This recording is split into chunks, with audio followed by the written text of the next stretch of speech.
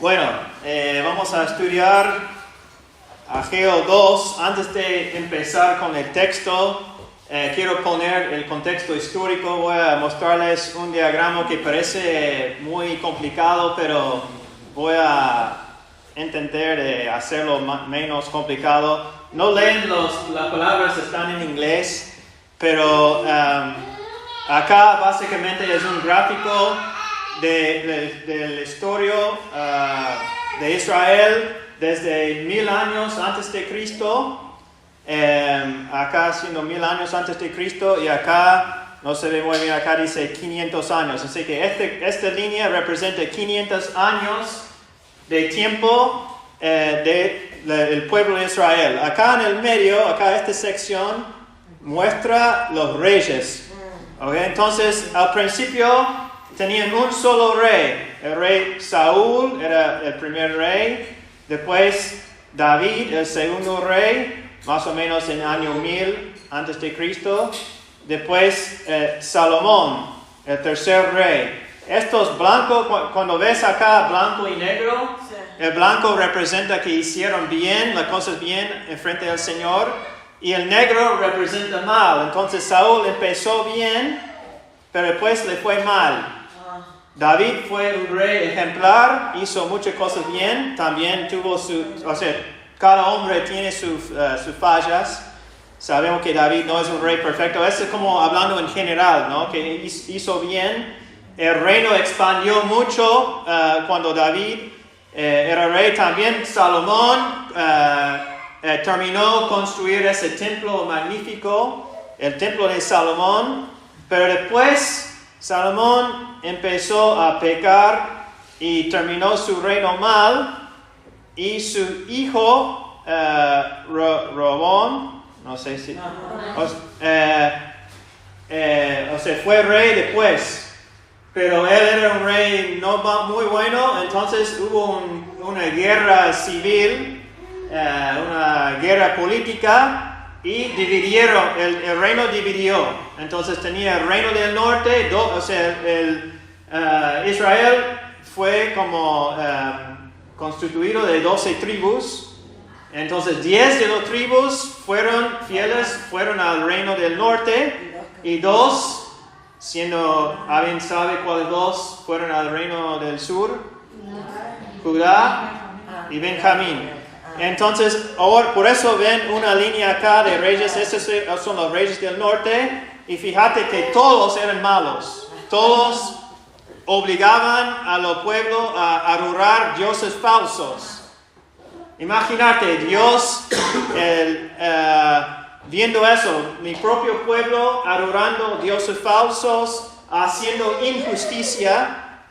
Y acá en el sur, en el reino del sur, en Judá y Benjamín, también había muchos reyes malos, algunos buenos.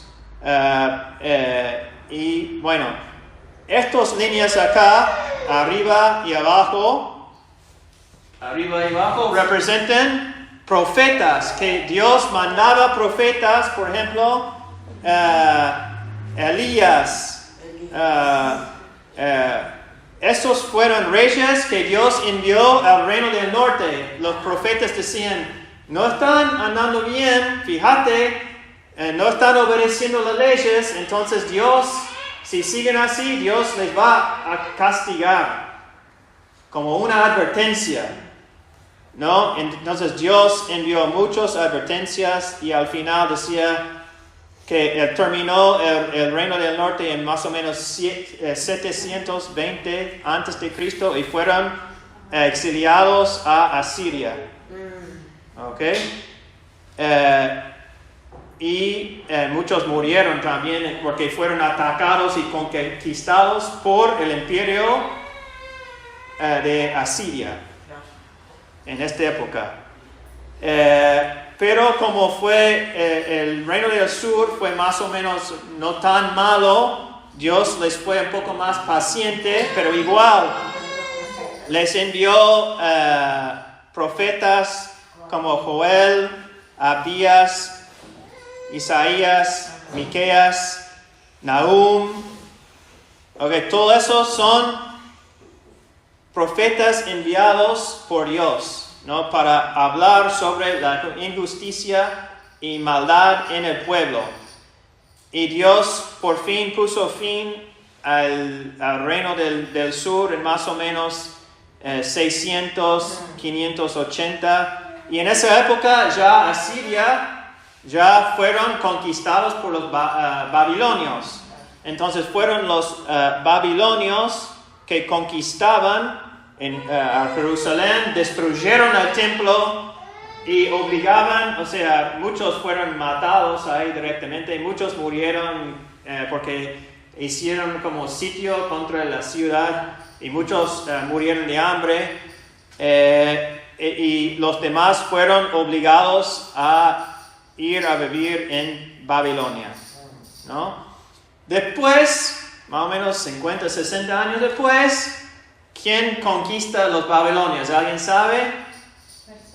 Los persas, ¿no? Viene otro imperio más fuerte, los persas.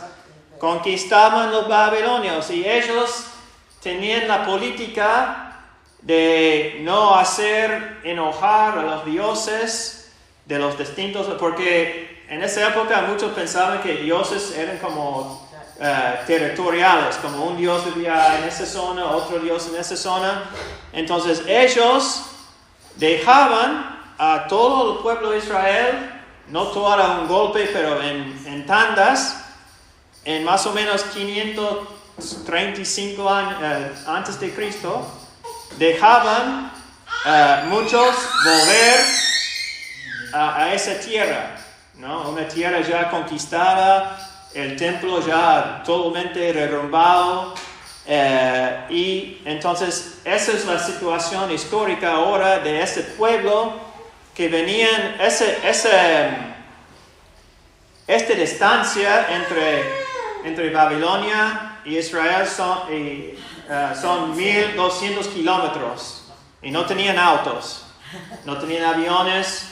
Entonces imagínate con animales, con bebés, caminando mucho y llegando ahí, y no hay campos ya cultivados, no hay, o sea, tienen que empezar de cero, sin recursos, ¿no?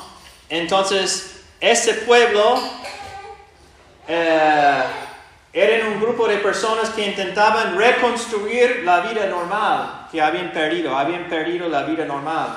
Llevaban las cicatrices de los horrores de su pasado. Simplemente 50, 60 años antes habían sido atacados de una manera cruel de los babilonios, la destrucción y derrota total de su país, incluida la terrible pérdida de vidas de muchos de sus familiares. Había ocurrido hace poco tiempo. Se vieron obligados al exilio y corrían el riesgo de perder su identidad cultural y su identidad religiosa. No disponían de recursos para pagar a artesanos cualificados del extranjero. Eso hizo Salomón. Salomón tenía tanto dinero, ¿no?, que enviaba gente, por ejemplo, al Líbano a buscar los cedros, a buscar por el mar oro y otros recursos. Ellos no tenían todo eso, ni siquiera podían plantearse revestir el interior del templo con oro y todo eso. La reconstrucción del templo de Jerusalén se entendía como el acontecimiento fundamental de la tan esperada era mesiánica. Ellos esperaban una Mesías, un rey que iban a volver, pero antes de eso tenían que construir el templo. El templo era el sitio donde ellos se enfrentaban con el Señor y Dios mismo, ¿no? Donde se conectaban con la presencia del Señor. El templo significaba todo, donde llevaban sus cultos religiosos, su práctica religiosa. El templo era muy fundamental para llevar a cabo esta vida religiosa, los sacrificios, ¿no? Así que ellos, siendo muy pocos recursos, angustiados, decepcionados, sin recursos, pasando hambre, eso habló Kyle la semana pasada, había una sequía. Entonces, ellos enfrentaban obstáculos tanto exteriores, obstáculos porque también había ya gente como grupos alrededor de ellos no queriendo ver esa reconstrucción, como que vieron a estos nuevos judíos en esa tierra como una amenaza. Entonces tenían obstáculos externos y también internos, ¿no? En su mente, en su corazón, como miedo, ¿no? De qué iba a pasar.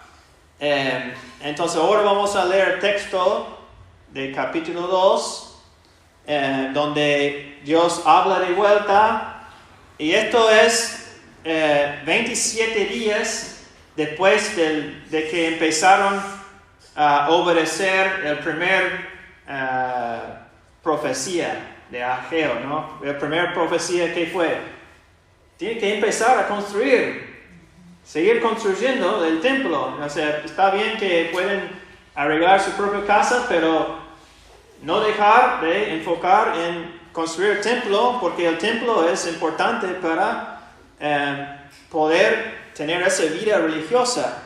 Entonces empezaron a construir, y ahora 27 días después ya no tienen ánimo, porque esta cosa que mencioné, porque no tienen recursos, porque 27 días después se ve como, no sé, puedo imaginarlo como viendo algo muy precario, muy así nomás, ¿no?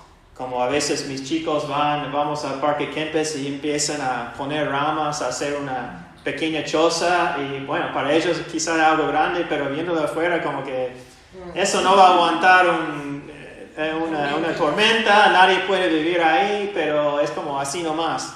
Entonces ellos viendo que bueno, es así nomás, como que no tienen ánimo a seguir trabajando. Entonces vamos a ver ahora lo que Dios dice a este pueblo desanimado con obstáculos externos y internos. ¿Alguien se anima a leer el pasaje? Sí. ¿Sí? El día 21 del mes séptimo vino la palabra del Señor por medio del profeta Ageo. Habla ahora a Zorobabel, hijo de Salatiel, gobernador de Judá, y al sumo sacerdote Josué, hijo de Josadac, la remanente del pueblo. ¿Quién ha quedado entre ustedes que haya visto este templo en su gloria primera? ¿Y cómo lo ven ahora? Tal como está, ¿no es como nada ante sus ojos?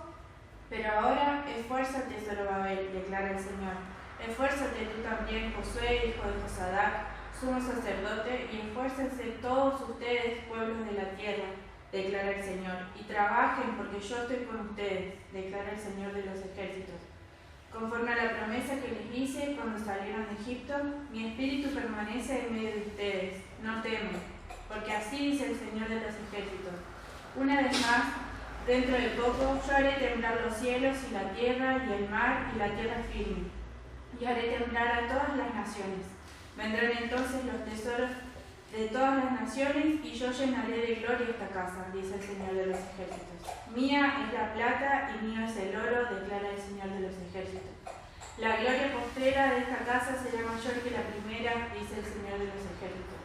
Y en este lugar haré paz, declara el Señor de los ejércitos. Ok, ¿qué hacemos con este texto? ¿Cómo interpretamos, cómo vemos el significado de eso y cómo podemos aplicar esto a nuestras vidas? Cuando leemos los libros proféticos es problemático, es difícil. Entonces yo quería darles un pequeño clase, algunas pautas que debemos tener en cuenta a interpretar las profecías, y vamos a tener estas profecías en mente cuando interpretamos este texto, ¿no?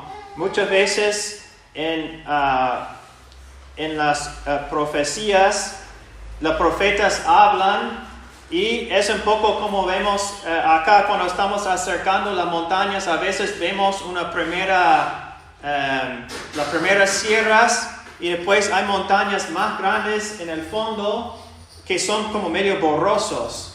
¿no? A veces vemos así cuando vemos las sierras, acá vemos las pequeñas sierras, después atrás las altas sierras, ¿no? Y es como una metáfora, una analogía de los profetas del pasado. Muchas veces hablaban, por ejemplo, de una restauración del pueblo de Israel, como que, bueno, ustedes van a ser atacados, pero después van a haber una restauración. Entonces, esta restauración pasó, fue como en un futuro cercano, que justo a través de lo que hablamos, una restauración, porque vino un rey que dejaba a ellos volver a su tierra, y el pueblo fue restaurado, pero también está apuntando en la forma de que se habla los profetas, también está apuntando a una restauración muy al futuro, ¿no? Muy al futuro, al final de los tiempos a veces, cuando Dios restaura todo en el cielo, ¿no? Entonces, a veces hay como este doble sentido de las profecías en la forma que hablan en términos muy así, bueno, vamos a verlo ahora como, bueno, Dios va a sacudir las naciones. A veces como que hay un cierto futuro inmediato de cumplimiento de esa profecía, pero también la profeta está hablando, viendo también el futuro muy lejano, pero es un poco más borroso, no tenemos detalles, ¿no? También muchas veces en los profetas, las promesas de Dios se cumplen en una forma diferente de lo que esperamos. Por ejemplo,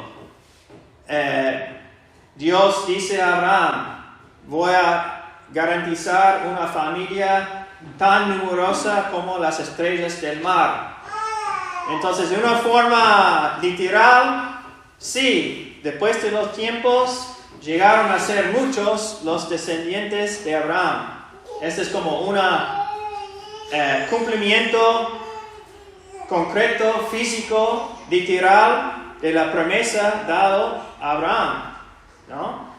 Pero después leemos en el Nuevo Testamento que todos que ponen fe en Jesús, que todos ellos también son parte de la familia de Abraham. Entonces, cuando Dios da una promesa a Abraham que va a ser una familia grande, es como que se cumpla en una manera literal y también en una manera espiritual.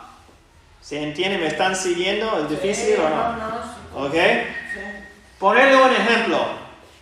El año es 1905.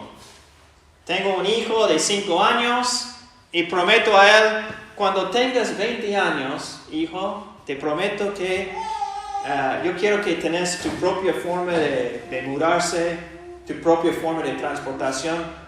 Cuando tengas 20, voy a elegir el mejor caballo que tengo y voy a regalarte el caballo para que vos puedas visitar otros pueblos.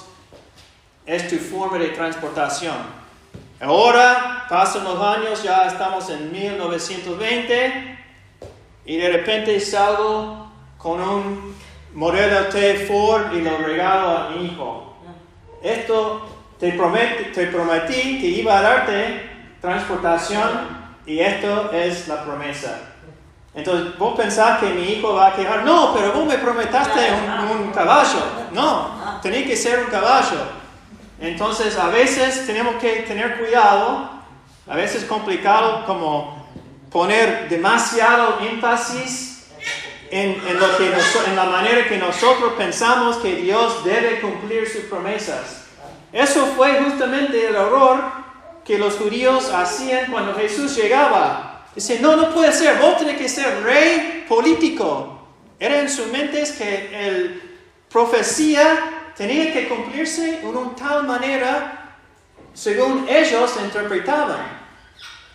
Pero no entendían que también puede ser que las promesas, las profecías se cumplen en una manera mucho más amplia, mucho más espiritual que nosotros imaginábamos, ¿no?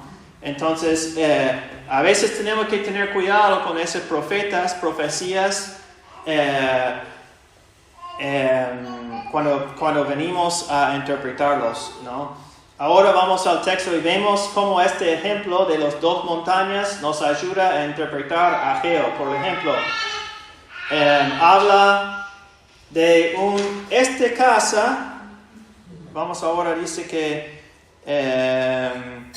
yo llenaré gloria de esta casa. La gloria postrera de esta casa será mayor que la primera.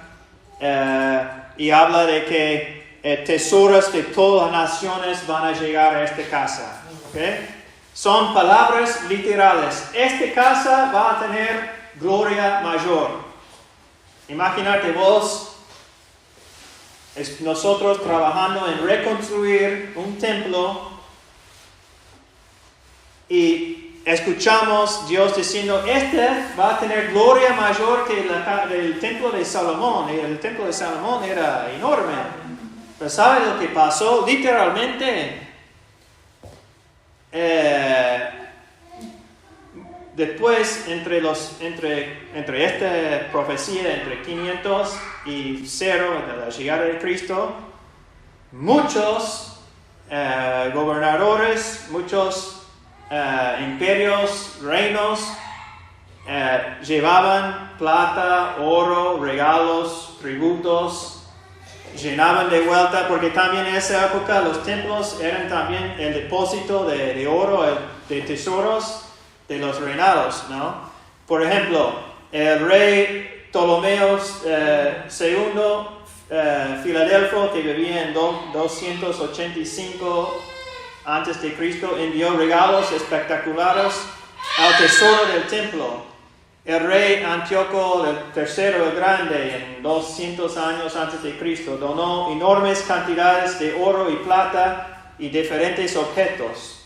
Luego, gobernantes asmoneos, por ejemplo, Juan Hircano, Alejandro Janeo. Esos no conozco muy bien, he estudiado algo de la historia entre 400 años y 0, pero había muchos grupos que gobernaban en esa región, como los Ptolomeos, los egipcios, los diferentes reinos, ¿no? Y regalaban muchos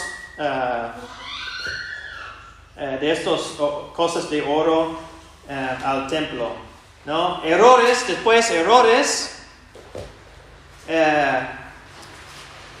En la época de Jesús hizo una construcción enorme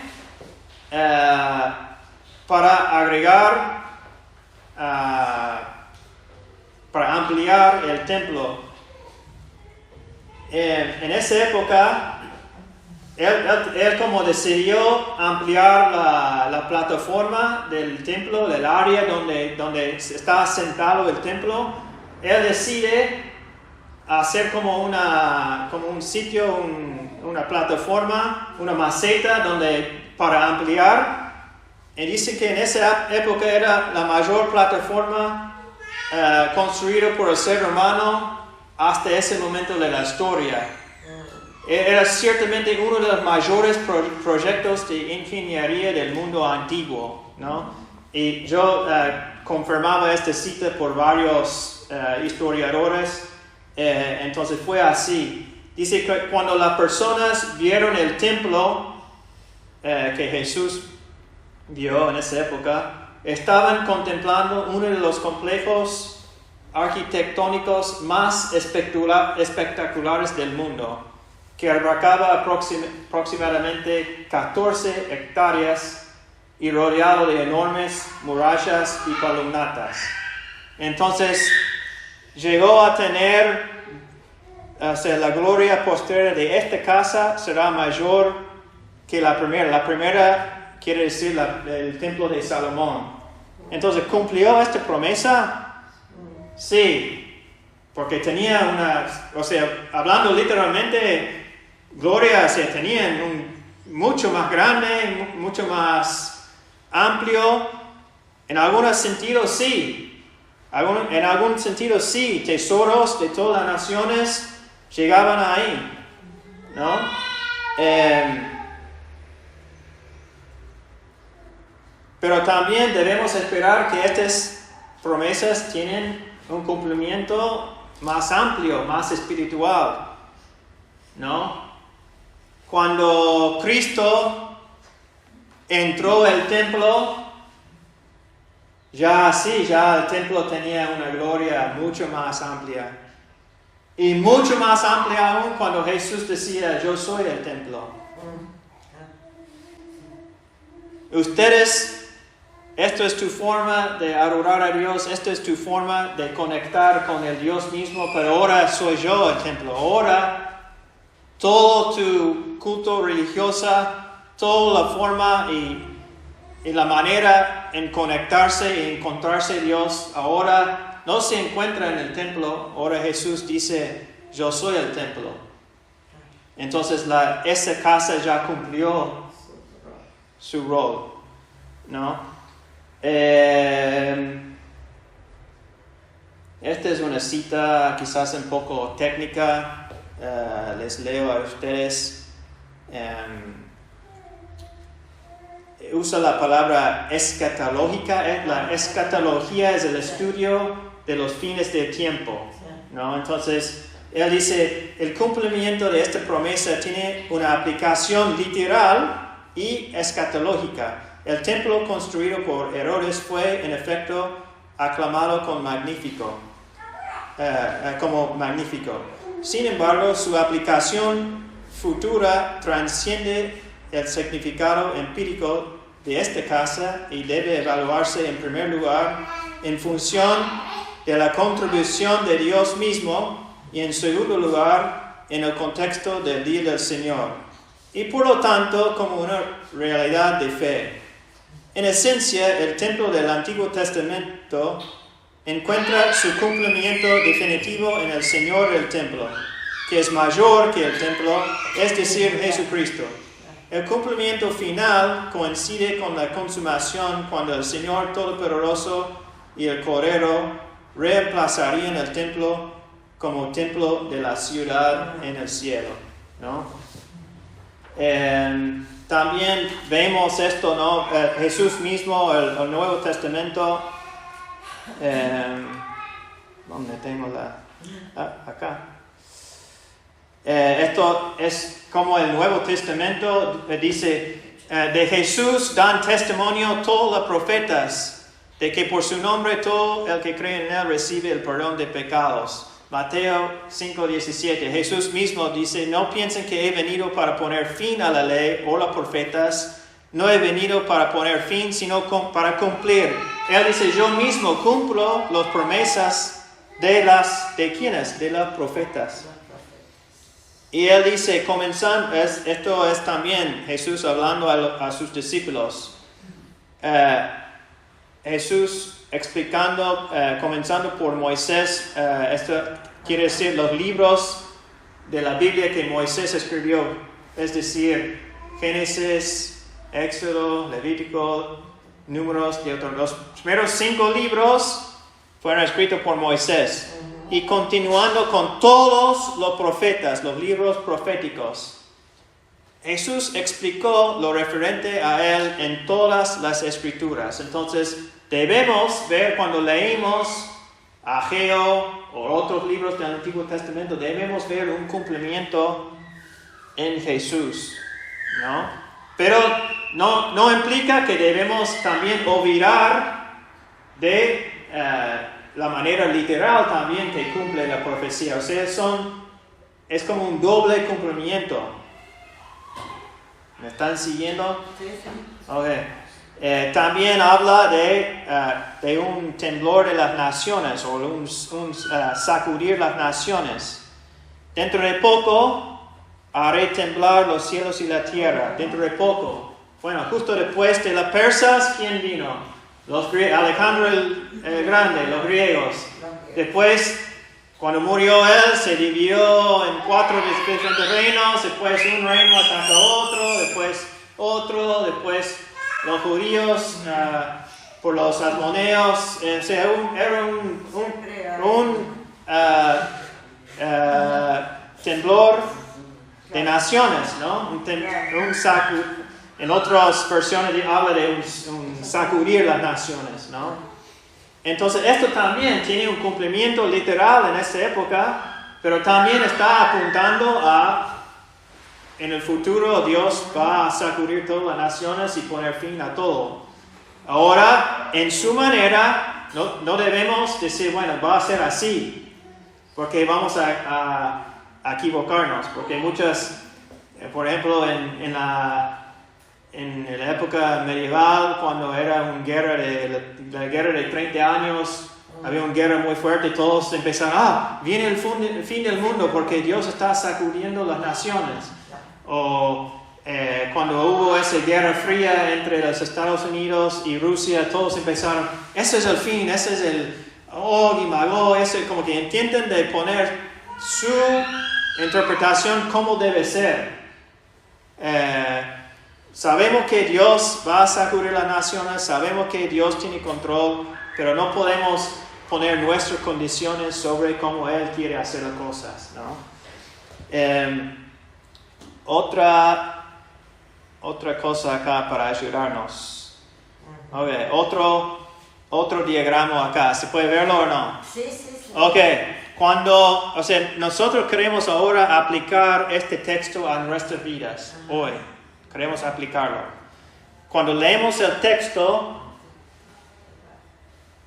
primero tenemos que ver el contexto de ellos que recibieron esa promesa, ¿no? Este es el contexto y que llega a la verdad del cómo aplicaron este texto ellos en el Antiguo Testamento, ¿no? Entonces, primero vamos a ver el contexto y ver lo que significaba antes, pero como recién vimos, Jesús mismo decía que ahora estamos en nuevo pacto, debemos ver nuestra situación hoy como el pueblo, la iglesia, bajo el nuevo pacto,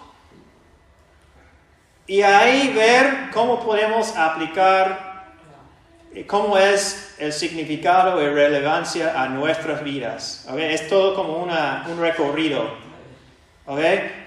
Si olvidamos por totalmente el contexto y vemos directamente a la aplicación, vamos a hacer un error grave. Por ejemplo, ponerle que yo tengo un negocio, ¿no?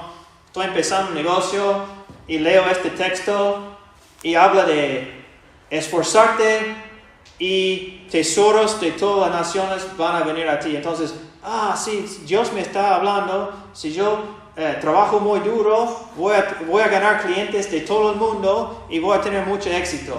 Entonces, es un principio bien, si yo tengo un negocio debo esforzarme, pero no puedo esforzar, estoy como negando el contexto histórico y negando cómo cumplió ese a través de Cristo, ¿no? Entonces eso sería como una manera equivocada. Pero tampoco a veces tenemos la tendencia de ver el contexto del pasado y después ir directamente a una aplicación sin ver cómo Cristo entra en la historia.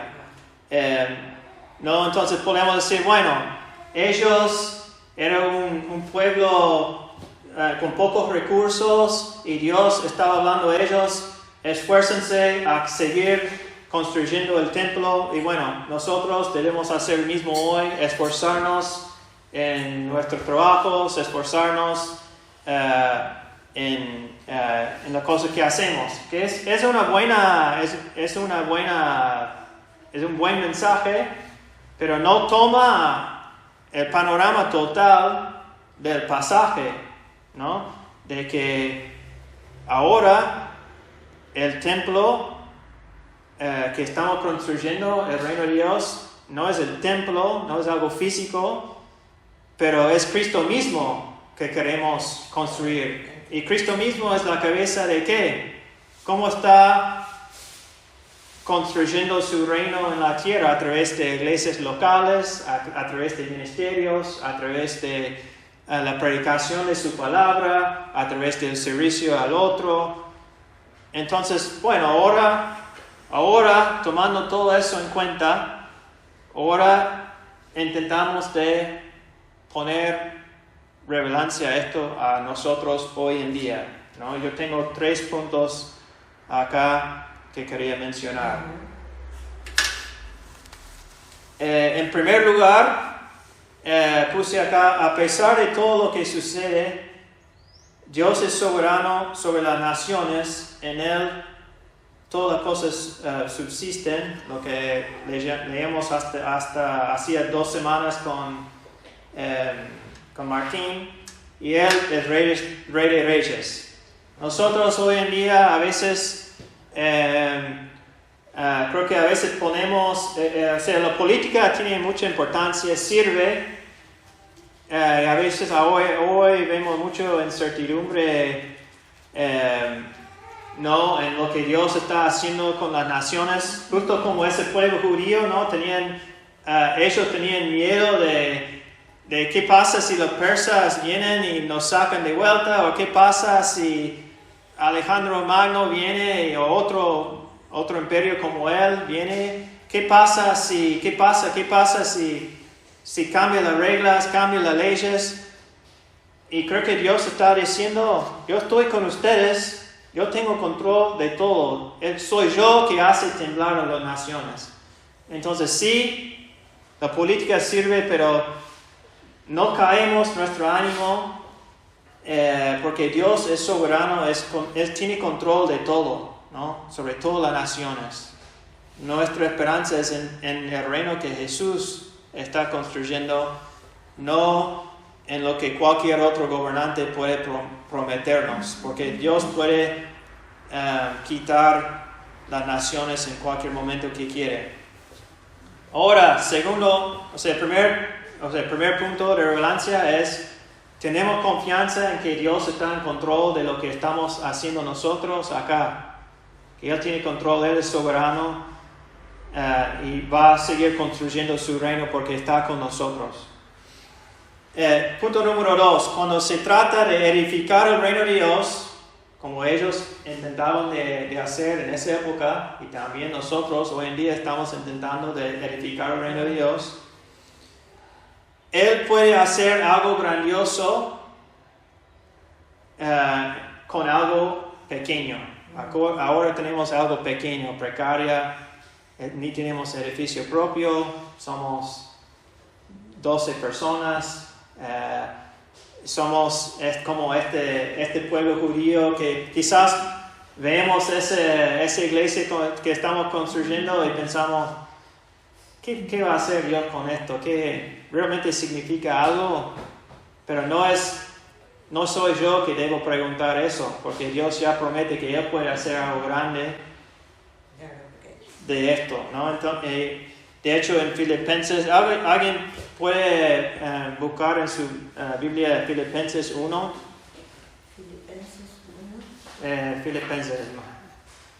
Filipenses 1, casi.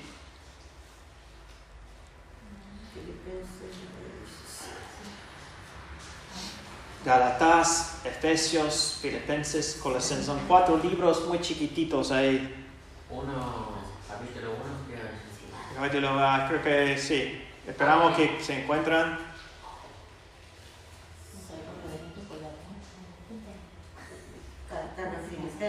Filipenses, capítulo 1. Creo que es versículo 6. Quizás estoy equivocado ahora. Vamos a leerlo. Me olvidé doble chequear ese versículo. ¿Lo encontraste? Carta a los Filipenses 1, ¿qué dice 6? 1:6. Estoy seguro, el que empezó en ustedes la buena obra, la irá perfeccionando hasta el día de Jesucristo. ¿Esa es? No. Excelente, ¿Esa sí. es? Estoy seguro, muchas veces tomamos ese versículo como algo personal. Estoy seguro que lo que Dios empezó en mí es correcto, no es mala teología. Lo que Dios empezó en mí, va a ir perfeccionándome, pero esta carta es dirigido a un grupo de personas. Lo que Dios ya ha empezado acá, Él va a ir perfeccionando. Y tiene un cumplimiento que quiere hacer en cada uno de ustedes, pero también con nosotros como grupo de personas que hemos decidido a venir y adorar juntos. Somos una comunidad que Dios empezó y va a hacer cosas que ni imaginamos, ¿no? Quizás no va a pasar mañana, quizás no en 3 años, no sabemos, pero confiamos que Dios sí va a hacer algo grande. Y el tercer punto es ser fuerte cuando sientes que no eres suficiente. Como esas personas en el pasado, ellos sentían, no somos suficientes, no tenemos suficientes recursos. Cuando sientes presiones externas, recuerda que tu trabajo, tu esfuerzo y contribución importan, ¿no? Tu contribución simplemente llegar, saludar a un amigo, llamar a un amigo, yo sé que no puedes estar en todo, pero bueno, si hacemos un pequeño servicio, si pueden estar, y si no también como cantamos, que queremos ser luz en donde Dios nos ha puesto, también esforzándote con tus vecinos, con tus colegas de trabajo, también tu pequeño esfuerzo ahí es importante, ¿no? Entonces yo creo que con esto hemos sido fiel al texto, que intentamos ver nosotros mismos, ver cómo ellos, ese pueblo judío, interpretaban este texto, y ahora viendo esto como nosotros hoy como iglesia, ¿no? Bajo el nuevo pacto, ¿no? ¿Alguien tiene, ya terminé, alguien tiene alguna pregunta o duda sobre esto, los diagramas? Quizás voy no sé si esto ayuda un poco de ver cómo ver las profecías, un poco de esa doble montaña, pero que fue como algo bueno para ver. Sé que era como más académico, sí. Pero es importante que acercamos a la escritura de una manera correcta y no tomar como cualquier cosa. Mañana, hablando de algo pequeño, mañana es... ¿24? Sí. 24. Y mañana cumplimos un año, quizá mañana publicamos en el grupo de primera reunión que hicimos en la casa de los Winkers hace un año, y ahora estamos aquí, así que celebramos mañana el primer año. O sea que se ha crecido. Sí. Están ambulando de una casa a otra, estamos acá, hay un crecimiento. Sí. Bueno, vamos a orar y ya terminamos. Gracias, Señor, porque sabemos que en un sentido sí somos muy parecidos a veces a este pueblo que vivía en esa época, que intentaban de construir el templo, de hacer las cosas bien, pero tenían obstáculos, a veces sentían como que no pudieron, o sentían menos, o se entendían que no tenían los recursos para hacer las cosas bien, para hacer crecer tu reino.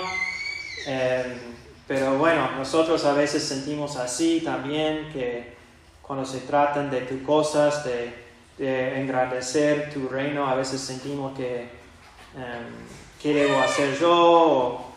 O minimizamos lo que puedes hacer entre nosotros. Entonces esta palabra nos anima hoy. Gracias, Señor, que estés con nosotros. Gracias que puedes hacer algo grande con lo que estamos haciendo. Y la verdad es que ya podemos decir que ya has hecho cosas grandes entre nosotros. Entonces por eso te agradecemos por Jesús que murió por nosotros. Amén.